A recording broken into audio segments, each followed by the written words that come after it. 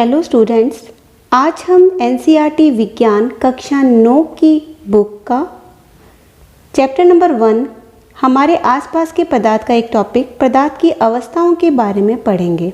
आपने अपने आसपास बहुत सारी वस्तुएं देखी होंगी। कुछ ठोस होती हैं, कुछ द्रव होती हैं और कुछ गैस होती हैं। पदार्थ की यही 3 अवस्थाएं होती हैं और ये अवस्थाएं उसके कणों की विभिन्न विशेषताओं के कारण होती हैं। अब हम पदार्थ की तीनों अवस्थाओं के गुणों का विस्तार से अध्ययन करेंगे। प्रथम अवस्था है ठोस अवस्था। इसके लिए एक क्रियाकलाप करते हैं। निम्नलिखित वस्तुओं को एकत्रित करते हैं, जैसे पेन, किताब, सुई और धागे का टुकड़ा। इन वस्तुओं के चारों ओर पेंसिल घुमाकर इनके आकार का रेखाचित्र बनाते हैं। इन सभी का निश्चित आकार है, स्पष्ट सीमाएं हैं, स्थिर आयतन है।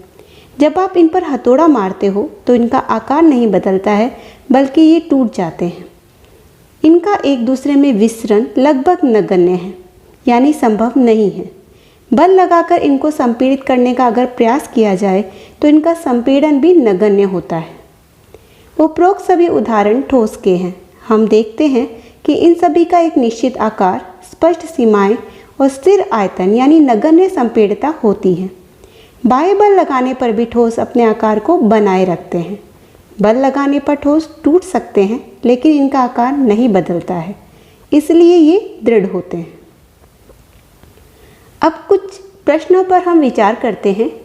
रबर बैंड को तो आप खींचकर उसका आकार बदल सकते हो और छोड़ने पर वह पुनः अपने आकार में आ जाता है, फिर भी वह ठोस क्यों कहलाता है? इसका कारण है बाह्य बल लगाए जाने पर रबर बैंड का आकार बदलता है और बल हटा लेने पर यह पुनः मूल आकार में आ जाता है। अत्यधिक बल लगाने पर यह टूट जाता है। इसीलिए क्योंकि ये अपना आकार नहीं बदलता है, एक स्थायी आकार रखता है, पुनः अपना आकार ग्रहण कर लेता है,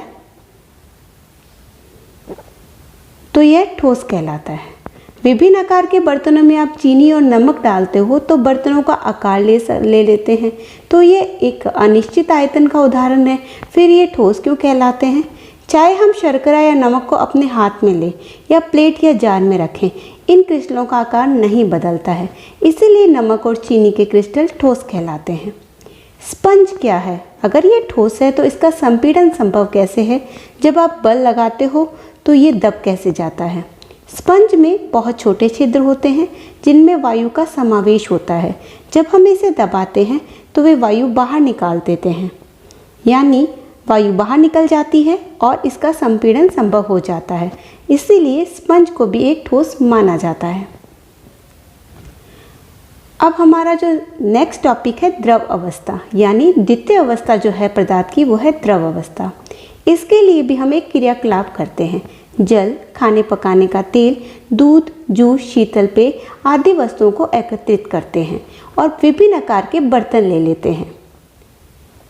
प्रयोगशाला के एक मापक सिलेंडर की सहायता से इन बर्तनों में 50 ml पर निशान लगा लेते हैं, यानी आपको इस विभिन्न आकार के बर्तनों में केवल 50 ml ही वो पदार्थ डालना है। इन द्रवों को फर्श पर डाल देने पर क्या होगा? यह फर्श पर फैल जाएगा। किसी एक द्रव का 50 ml माप लेकर विभिन्न बर्तनों में एक एक करके डालें। क्या प्रत्येक बार आयतन समान रहता है? हर बार आयतन समान रहता है। क्या द्रव का आकार एक समान रहता है?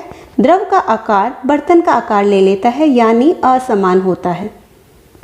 द्रव को एक बर्तन से दूसरे बर्तन में डालने पर आसानी से वो बहता है। प्रेक्षण से हम पाते हैं कि द्रव का आकार नहीं, लेकिन आयतन निश्चित होता है। जिस बर्तन में इन्हें रखा जाए उसी का आकार ये ले लेते हैं। द्रवों में बहाव होता है, इनका आकार बदलता है, इसीलिए दृढ़ नहीं लेकिन तरल होते हैं। वातावरण की गैसें विसरित होकर जल में घुल जाती है। ये गैसें विशेषतः ऑक्सीजन और कार्बन डाइऑक्साइड जलीय जंतुओं और पौधों के लिए अनिवार्य होती है। क्योंकि गैसों में विसरण की क्षमता ज़्यादा होती है तो यह आसानी से घुल रही है। सभी जीवधारी अपने जीवन निर्वाह के लिए श्वास लेते हैं। जलीय जंतु जल में घुली ऑक्सीजन के कारण श्वास लेते हैं। इस तरह हम ये निष्कर्ष पे पहुंचते हैं, द्रव में ठोस, द्रव और गैस तीनों का विसरण संभव है। ठोसों की अपेक्षा द्रवों में विसरण की दर अधिक होती है। ऐसा इसलिए होता है क्योंकि द्रव अवस्था में पदार्थ के कण स्वतंत्र रूप से गति करते हैं।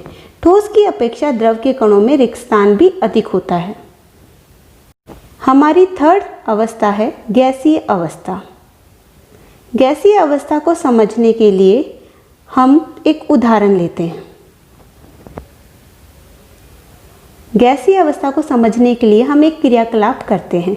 100 ml की 3 सिरिंज लेते हैं। आपने सिरिंज देखी होगी, आपके सामने एक चित्र भी है सिरिंज का। उसके सिरे को रबड़ के कॉर्क से बंद कर देते हैं। सभी सिरिंजों के पिस्टन को हटा देते हैं। पहली सिरिंज में हवा रहने दें, दूसरी में जल और तीसरी में चॉक के टुकड़े भर देते हैं। पिस्टन को वापस सिरिंज में लगाते हैं। सिरिंज में पिस्टन की गतिशीलता आसान करने के लिए उस पर थोड़ी वैक्सीन लगा देते हैं। अब पिस्टन को सिरिंज में डालकर संपीड़ित करने की कोशिश करते हैं।